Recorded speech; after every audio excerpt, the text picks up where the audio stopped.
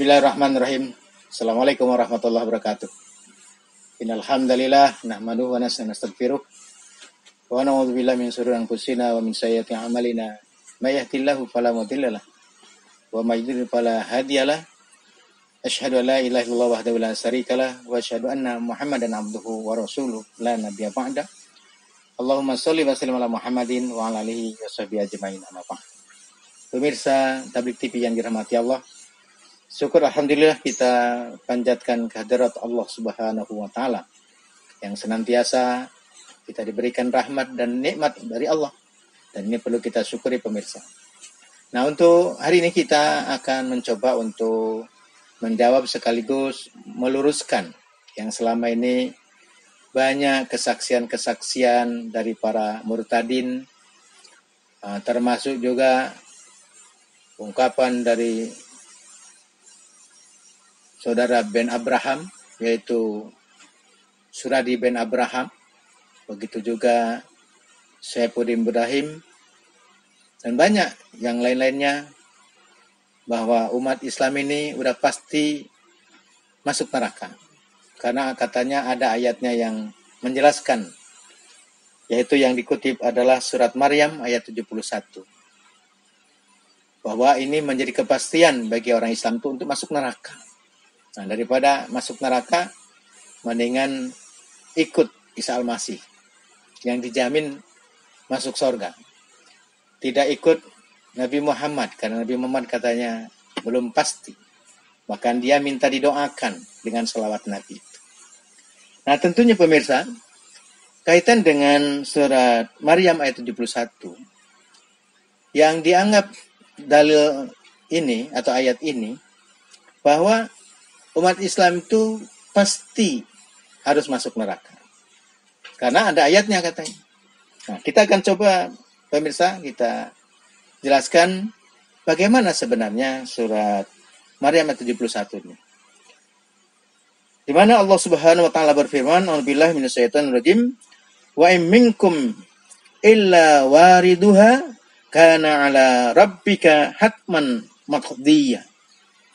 Dan tidak ada seorang pun daripadamu melainkan mendatangi neraka itu.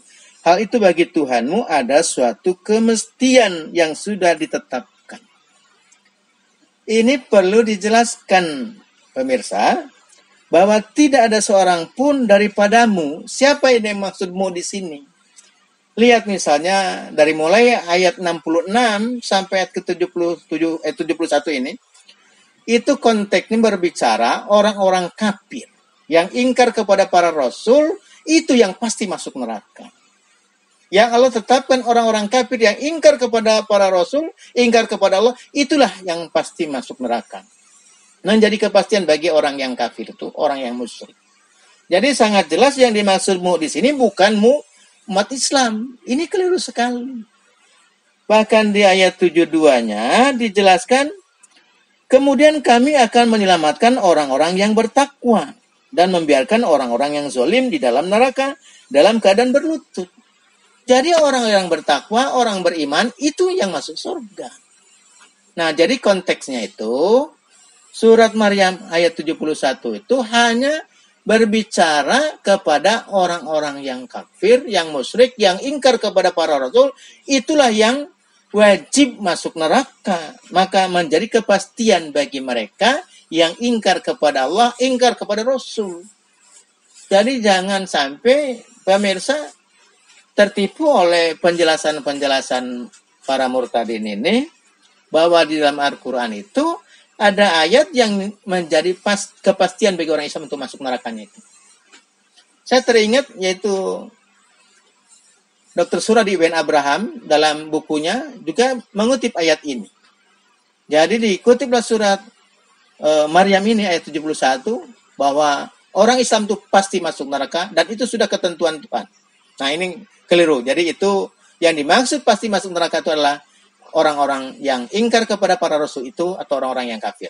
Jadi silahkan pemirsa baca dari mulai ayat 66, itu sangat jelas konteksnya adalah berbicara kepada orang-orang yang kafir, yang pasti orang kafir itu masuk neraka. Tetapi orang beriman pasti dijamin untuk masuk surga. Maka di ayat 72-nya orang-orang beriman yang bertakwa kepada Allah, itulah yang akan masuk surga.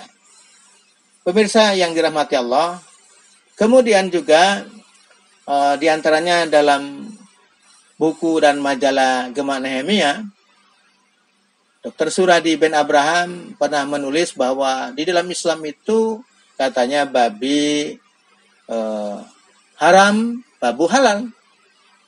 Sedangkan dalam kitab mereka bahwa babu haram, babi halal.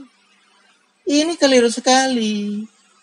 Tidak ada di dalam Quran itu babu halal. Babu itu pembantu, yang dimaksud pembantu rumah tangga disamakan dengan budak. Itu berbeda.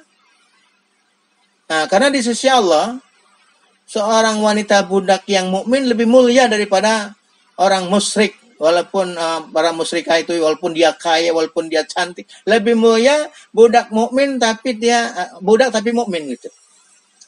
Jadi tidak benar kalau hamba sahaya atau seorang budak itu lalu disamakan dengan pembantu. Nah, padahal ini Dr. Suradi ini tidak lihat bahwa di dalam kitab mereka sendiri, dalam kitab beliau sendiri, di Muhammad 11 ayat 7 dijelaskan, demikian juga babi haram bagimu dan jangan engkau sentuh bangkai najis. Jadi sesungguhnya di dalam kitab Bible sendiri, babi itu haram disentuh atau najis disentuh dan haram untuk dimakan.